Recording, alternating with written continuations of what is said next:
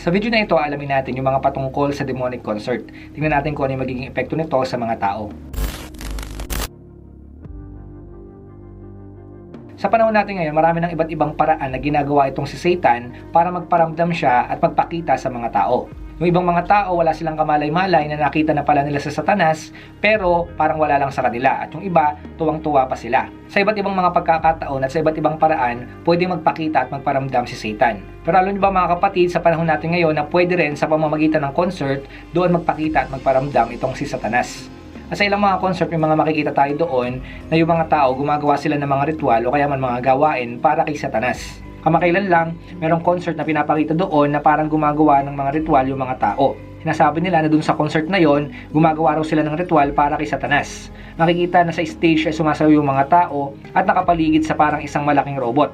Na sinasabi nga nila maaring ito ay simbolo ni Satanas. Kung titingnan natin, itong malaking estatwa na ito para siyang sinasamba ng mga tao. At yung mga audience naman doon sa concert ay tuwang-tuwa sila habang pinapanood nila yung mga nasa entablado. So uso na yan sa panahon natin ngayon mga kapatid, na minsan sa mga opening ceremony nila o kaya sa kalagitnaan, gumagawa sila ng parang mga seremonya. Yun nga na pagpapakita na parang ritual para kay Satanas. So mga kapatid, parang normal na lamang yan sa panahon natin ngayon kasi nga palaging ginagawa yan sa mga concert. Ngayon, bukod sa mga ritual na ginagawa ng mga tao na yan dyan sa concert na sinasabi nga nila para kay Satanas, merong isang concert dito na bagamat hindi siya ritual pero pinapakita dito yung iba't ibang imahe na maaaring galing kay Satanas. Dito sa concert na ito, meron tayong makikita na animated video na parang babaeng sumasayaw.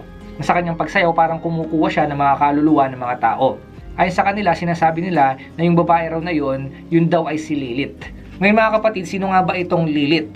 Ayon sa isang mythology, sinasabi na si Lilith ang unang naging asawa ni Adan bago si Eva. Ayon sa alamat, sinasabi na matigas daw ang ulo ng babae na ito at siya ay masamang babae. Ayaw niya raw magpasakop kay Adan. So dahil dyan, silang dalawa raw ay naghiwalay at itong si Lilith ay sumama daw kay Satanas. Sinasabi na si Lilith ay nakipagtalik daw kay Satanas at dahil doon kumalat yung mga masasamang tao sa mundo. So ngayon mga kapatid, walang sinasabi yung Biblia patungkol dito kay Lilith. So si Lilith ay isang alamat lamang. Walang sinasabi yung Bible na itong si Adan ay nagkaroon ng unang asawa bago si Eva.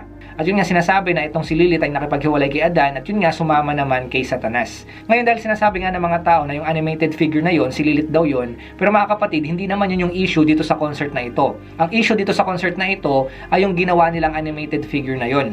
Alam naman natin na hindi totoo itong si Lilith. Pero kung titingnan natin mabuti yung ginawa nila na yon, makikita natin na ito ay may sa demonyo talaga. Actually, kung unang mo nga siyang mapapanood, talagang kikilabutan ka kapag nakita mo ito. Ay nga sa ilang mga nag-comment, sinasabi nila kapag daw pinapanood nila ito, nagkakaroon daw sila ng takot at pangamba. Na kahit ito ay animated figure lang, pero parang merong bigat silang nararamdaman kapag napapanood daw nila ito. So yun yung sinasabi ng ilan na parang nanghihina raw sila kapag pinapanood nila ito, at yun nga para daw merong negatibong enerhiya. Pero ang pinakapunto natin dito, bakit yung mga tao natatakot sila kapag napapanood nila ito? Bakit sila may nararamdaman every time daw na napapanood nila ito?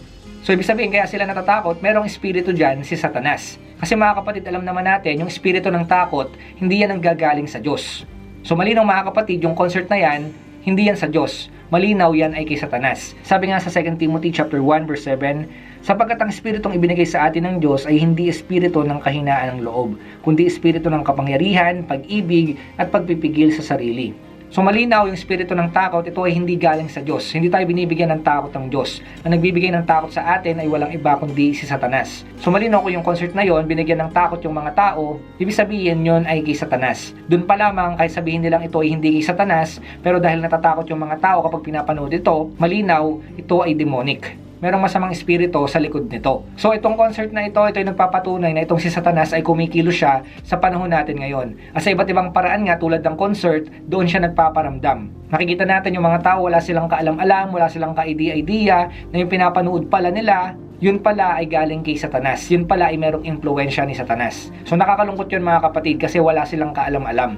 Nakita naman natin na bagamat ito ay isang AI lamang at animated figure lamang, pero nakita natin maraming mga tao ang natakot dito. So ibig sabihin yan mga kapatid, hindi lang yan yung pwedeng gawin ni Satanas. Marami pa siyang pwedeng gawin para manakot ng mga tao at manlinlang ng mga tao. Hindi natin alam kung ano pa yung pwedeng gawin ni Satan para mas lalo siyang manakot ng mga tao at manlinlang ng mga tao sa panahon natin ngayon. Kahit sinasabi ng mga tao na yung ganyang klaseng concert daw, yan daw ay entertainment lamang o kaya man art, Pero mga kapatid, malinaw, hindi lang siya basta palabas. Alam naman natin na pwedeng kumilos dito si Satanas at sasabihin niya nga, ipapakita niya sa mga tao na ito ay entertainment lamang o kaya man art. Gagamitin niya yung entertainment at yung art na yan para yung mga tao ay malinlang niya at para ma-impluwensyahan niya. Kaya yung mga tao na-amaze pa sila at natutuwa pa sila sa mga napapanood nila. Pero hindi nga nila alam na yun ay meron ng impluwensya ni Satanas. At unti-unti silang nililinlang nitong si Satanas.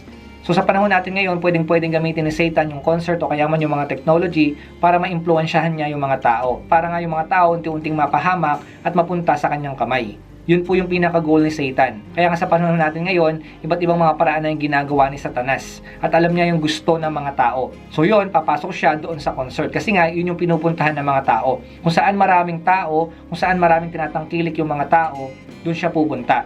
So nakita natin ngayon, pumunta siya doon sa concert. So marami na talagang ginagawa itong si Satanas. At kung saan siya pwedeng pumasok, talagang papasukin niya yon para nga yung mga tao ay malinlang niya.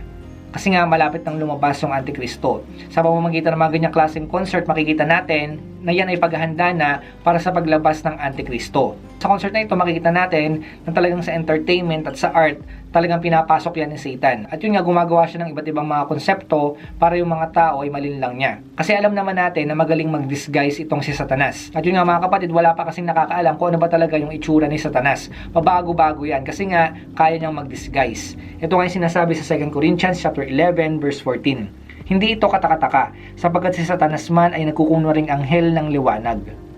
So mga kapatid, mag-ingat kayo sa mga concert na pinapanood nyo o kaya man sa mga tinatangkilik nyo. Kasi hindi nyo alam na maaaring nakita nyo na pala si Satanas, hindi nyo alam siya na pala yun. Kasi malinaw sa binasa natin, kaya niyang magbalat kayo, kaya niyang magbagong anyo, kahit nga anghel ng liwanag. So ibig sabihin mga kapatid, ipapakita niya sa'yo maganda, ipapakita niya sa'yo kamangha-mangha. Pero hindi mo alam ang nasa likod pala nun ay si Satan. Ganyan yung ginawa niya kila Eva at Adan. Kasi kung nakakatakot itong itsura ni Satanas, hindi niya malilinlang sila Eva at Adan. Nagpakita siya ng maayos, maganda. At yun yung ginawa niya para manilang niya itong unang mga tao na ito. So ganoon din sa panahon natin ngayon, hindi nababago yung kanyang konsepto. Yung panlilinlang na gagawin niya, hindi niya ipapakita kung ano yung typical na iniisip natin na itsura ni Satanas. Hindi po ganyan yung itsura ni Satanas na pinapakita ng TV o kaya man ng art. Kasi kinalakihan natin na yung itsura ni Satanas ay talagang nakakatakot. Pero mga kapatid, sa panahon natin ngayon, hindi ganyan yung ipapakita ni Satan. Sa social media, sa technology, sa TV o kung saan man, ipapakita niya na maayos siya. Ipapakita niya na okay lang yon. Pero mga kapatid, hindi nyo alam, yun ay panlilin lang niya pala. Ganun yung gagawin niya sa panahon natin ngayon hanggang sa lumabas yung Antikristo. Sabi ko nga sa inyo, itong si Satanas wala pa siya sa impyerno. Si Satanas ay nandito pa sa ating mundo. So ibig sabihin pagala-gala siya. At kung saan-saan siya naandyan kasama yung mga kampo niya at yung mga demonyo. So pwede natin siya makita sa concert, pwede natin siya makita sa social media, sa TV, at kung saan-saan pa. Nagkalat po sila para magnakaw, pumatay at manira ng mga tao dito sa ating mundo. So dahil alam natin malapit nang bumalik yung ating Panginoong Kristo at malapit na rin lumabas yung Antikristo, talaga makikita natin na meron ng ginagawa si Satanas. Marami na siyang mga konsepto na ginagawa sa mundo na ito para linlangin yung mga tao. At kasama na nga dyan yung concert.